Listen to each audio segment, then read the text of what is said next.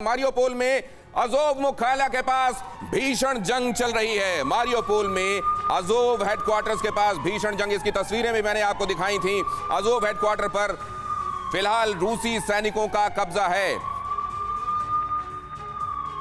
Azov लड़ाके रूसी सैनिकों के कब्जे से हेडक्वार्टर छुड़ाने की कोशिश कर रहे हैं। अज़ोव लड़ाके रूसी सैनिकों से वापस हेडक्वार्टर में कब्जा लेने की कोशिश कर रहे हैं। हालांकि अज़ोव के इस हेडक्वार्टर में जो मारियोपोल में है, ये अज़ोव लड़ाकों का हेडक्वार्टर है। यहां पर रूस अब काबिज हो चुका है और यूक्रेन अब अपनी यहां पर होल्ड को वापस पाने की कोशिश कर रहा है। लेकिन सर ये जो हम देख रहे हैं, ये अब वहां चेचन लड़ाके भी पहुंच गए हैं। ये अब यूक्रेन के लिए मारियोपोल बचाए रखना मुश्किल होता जाएगा क्या? विजय सर, देखिए, धीरे धीरे तो यही स्थिति समझ में आ रही है कि रशियंस के ऑब्जेक्टिव, पॉलिटिकल और मिलिट्री ऑब्जेक्टिव चेंज हो रहे हैं। पहले कीव था, फिर eastern part of the country था, अभी मारियोपोल में आ गए हैं। तो ये धीरे धीरे लग रहा है कि उन्होंने वहाँ पे कॉन्सेंट्रेशन जारी कर दी है, पूरी सिटी को डिस्ट्रॉय कर दिया है।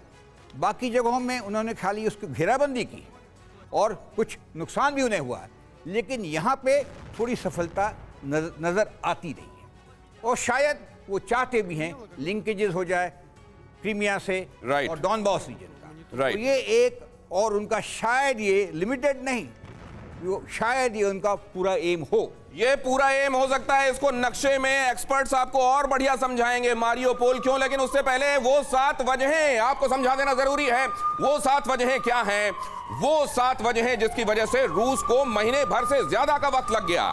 जो पहले कह रहे थे कि 16 घंटे, 24 घंटे, 36 घंटे, बमुश्किल 48 घंटे में तो ये हो जाएगा, उनको 1 महीने से ज्यादा का वक्त क्यों लग रहा है? ये बहुत बड़ा सवाल है। और अब वो वजहें भी मैं आपको दिखाऊंगा, वो बड़ी वजहें क्या हैं जिसकी वजह से रूस को वक्त लग रहा है। लेकिन पहले अहम खबर देखिए, रूस यूक्रेन युद्ध को लेकर ये बड़ी खबर है इस वक्त की।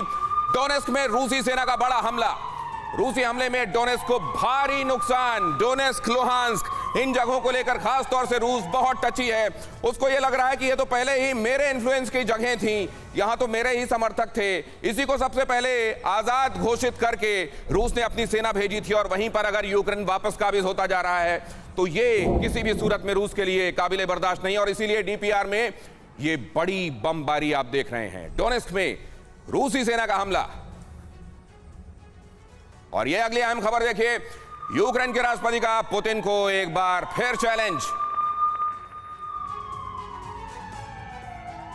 नेटो सिर्फ 1% विमान और टैंक दे तो सबको सबक सिखा देंगे।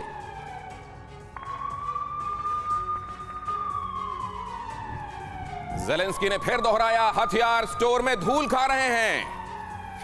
ज़ेलेंस्की कह रहे हैं कि आपके पास तो हथियार स्टोर में धूल खा रहे हैं, हमको 1% ही दे दो, लेकिन बेचो मत, मदद करो, पैसे नहीं है हमारे पास। और ये कर्नल राठौर की उस बात पर एक बार फिर से मोहर लगाता है जिसमें वो कह रहे हैं कि किसी भी तरीके से नेटो को और वेस्टर्न फोर्सेस को खींचना चाहता है इस युद्ध में ज़ेलेंस्की। लेकिन जरा सबसे पहले ये देखिए कि इस सब के बीच कीव का किला क्यों नहीं ढहा? कीव का किला इतना वक्त क्यों लग रहा है? जरा देखिए वो वजह क्या है। रविंदर सर को मैं रिक्वेस्ट करूंगा कि वो मुझे यहां ज्वाइन करें। पहली अहम वजह, रूस का सेना पर खर्च कम। इधर कुछ सालों से रूस ने सेना पर खर्च पहले के मुकाबले कम कर दिया, ये एक बड़ी वजह है। दूसरी वजह, यूक्रेन से आसमानी जंग में कमजोर पड़ना, खास तौर से स्टिंगर मिसाइलें आ जाने के बाद रशिया के खिलाफ एयर डिफेंस को बहुत मजबूती मिली है और इसीलिए आपने देखा ना जा रही कितने फाइटर एयरक्राफ्ट और अटैक हेलीकॉप्टर्स मार गिराए गए। तीसरी वजह, रूस के प्लान और सेना की ट्रेनिंग में कमी। प्लान ऐसा लगता नहीं कि इन प्लेस था। यह बात जरूर है कि इनिशिएटिव रूस ने लिया तो जाहिर उसके पास प्लान होना चाहिए था। प्लान था क्या, एक्सपर्ट्स आपको बताएंगे। चौथी वजह, रूसी लॉजिस्टिक और सप्लाई की लाइन पर निशाना। लॉजिस्टिक्स और सप्लाई लाइन, सेना तो अंदर आ गई, उसको रसद चाहिए, हथियार चाहिए। यूक्रेन ने इंश्योर किया कि वो जो रसद और हथियार पीछे से उधर बेलारूस की तरफ से या इधर रूस की तरफ से भेजे जा रहे थे, उनको कट शॉर्ट करना और इधर उस सेना के लिए, उन ट्रूप्स के लिए मुश्किल खड़ी कर देना जो अंदर घुसाए हैं। यहां देखिए पांचवी वजह, यूक्रेन को कम समझना। यूक्रेन को समझा गया कि नेटो तो आएगा नहीं सीधे सीधे अमेरिका तो आएगा नहीं। यूक्रेन अपने आप में जब दोनों का आप स्ट्रेंथ को कंपेयर करते हैं तो बहुत नीचे आता है यूक्रेन। और यही बात शायद कागज में जो आकलन होता है, उसमें जो स्ट्रेंथ, वीकनेस, अपॉर्चुनिटी और थ्रेट का एनालिसिस होता है, उसी में शायद रूस अपने आप को ज्यादा मजबूत समझ बैठा। छठी वजह, यूक्रेन के लोग, सेना और राष्ट्रपति की रणनीति। यूक्रेन के लोग, हाथ में उन्होंने कॉकटेल बॉम्ब्स उठा लिए, पेट्रोल बॉम्ब्स, क्लाशनिकोव थाम ली।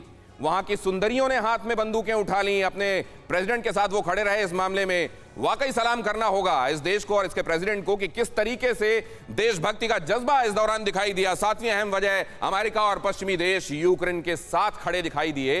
ये सॉलिडेरिटी भी बहुत अहम है। जब अमेरिका में यूक्रेन का झंडा फहराया जाए और उसको सैल्यूट किया जाए, ये मोरल बूस्टिंग के लिए बहुत बड़ा काम करता है। बेशक आपके लिए कोई वैसी और कोई अहम आपको मदद ना मिली हो। मैं चाहूंगा कि कर्नल राठौर भी यहां इस वॉल में मेरे साथ आ जाएं, उनके साथ भी मैं इस डिस्कशन को, please sir, please come here. अब मैं जरा ये समझना चाहता हूं और इस बात को लेकर मैं अपर स्टूडियो में अपने गेस्ट के पास भी जाऊंगा, क्योंकि वहां से भी ये बात कही जा रही थी कि सबसे अहम वजह क्या है कि एक महीने से ज्यादा खिंच गया। आपके हिसाब से सबसे इंपॉर्टेंट वजह सर? शायद कुछ हद तक clearly I think intelligence failure रहा है, एंड सेकेंडली पुतिन को ठीक इनपुट्स नहीं मिली हैं।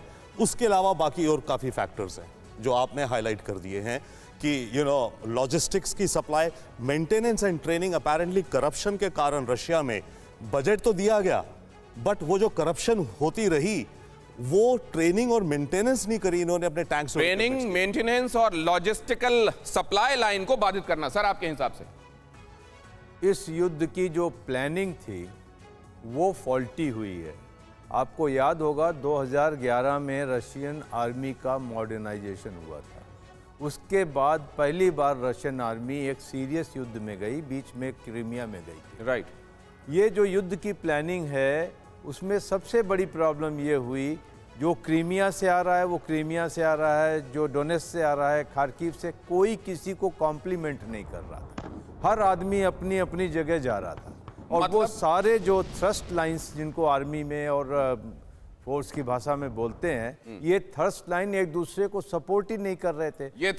ये लाइन से एक दूसरे को सपोर्ट, आप ये कह रहे हैं जितने भी बैटल ग्रुप्स आए उनमें आपस में सिनर्जी नहीं थी, उनमें आपस में कोई एक इन सिंक प्लान नहीं था। परवाह देश की, सोमवार से शुक्रवार रात 10 बजे TV9 भारतवर्ष पर।